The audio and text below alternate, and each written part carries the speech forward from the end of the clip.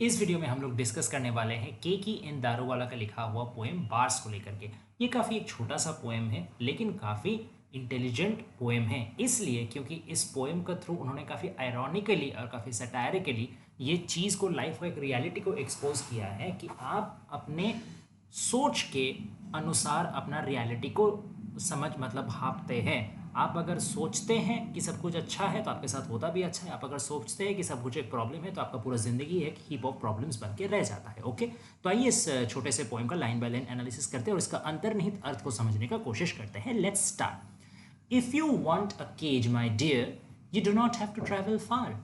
अब ये एक व्यक्ति को उद्देश्य करके पोएट बोल रहे हैं। ये व्यक्ति कौन है हम लोगों को पता नहीं, जस्ट एक लिसनर है जिसको उद्देश्य करके ये पूरा पोएम कहा जा रहा है। तो स्पीकर क्या कह रहे हैं कि अगर तुमको एक केज चाहिए, एक पिंजरा चाहिए मेरा प्यारा, तो तुमको ज़्यादा देर मतलब ज़्यादा दूर ट्रैवल करने का दरकार नहीं है।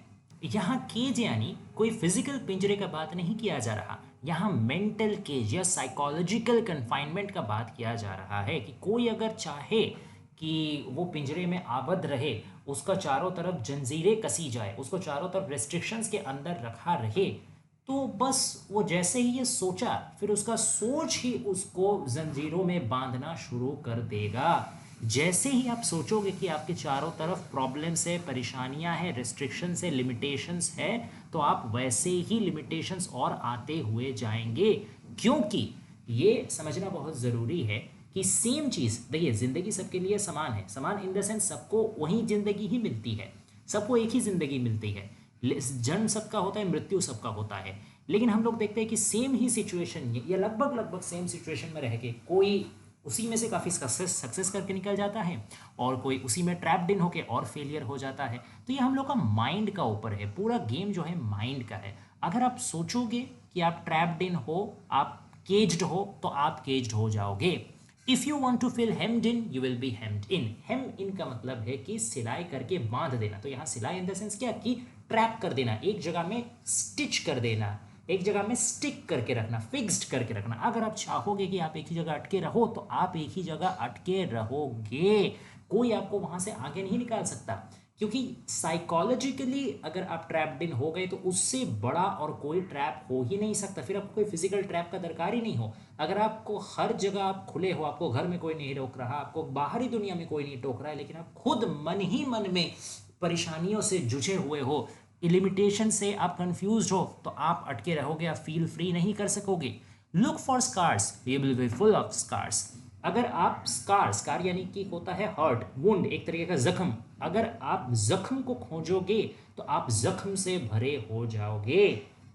जख्म इन द सेंस यहाँ आपका जहनी जख्म का बात किया जा रहा है कि कोई तरीके का मेंटल प्रेशर, कोई तरीके का इंसल्ट, कोई तरीके का इमोशनल कोई वुंड, ठीक है, कोई हर्ट, कोई खराब बात जो आपको बुरा लगे है, खास करके पास्ट का कोई चीज़। अगर आप यहीं से सब चीज़ों में, पास्ट में आपका साथ क्या हुआ या कोई के क्या बुरा बर्ताव किया, किसने आपको क्या कुछ खराब बुरा भला बोला, यही सब चीज़ अगर आप यही सब में अटके हुए रहोगे तो आपको ज़िंदगी भर कभी आप आगे नहीं बढ़ सकोगे। आपका आगे का ज़िंदगी भी वही वुंडेड भरा ही रहेगा। ज़रूर नहीं कि आपका आगे का ज़िंदगी में भी आपको सेम इंसिडेंट या सेम इंजरी आए, हो सकता है कि आगे की ज़िंदगी आपका पॉजिटिव हो, लेकिन क्योंकि आप पुराने ख्यालों में या वही सब चीज़ को सोचने में लगे हुए हो तो आप प्रेजेंट पॉजिटिव चीज़ को एंजॉय नहीं कर सकोगे।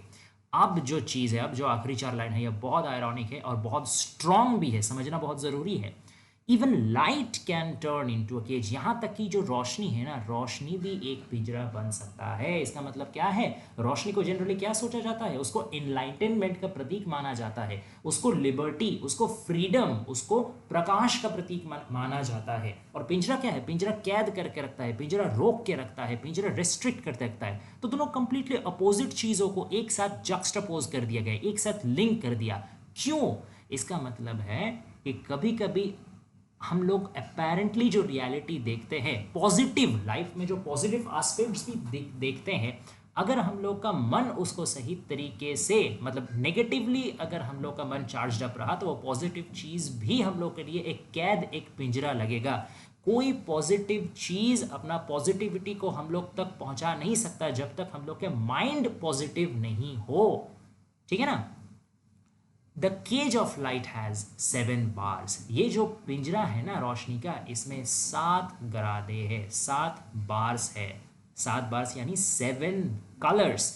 जो वाइट कलर होता है, लाइट का जो वाइट कलर होता है, वो 7 रंगों में बटा हुआ रहता है। जो जैसे हम इंद्रधनुष का देखते हैं, 7 कलर रहते हैं। विबज्योर जिसको हम कहते हैं, violet, indigo, blue, green, yellow, orange, red, ये 7 कलर मिलके वाइट कलर बनता है लाइट का।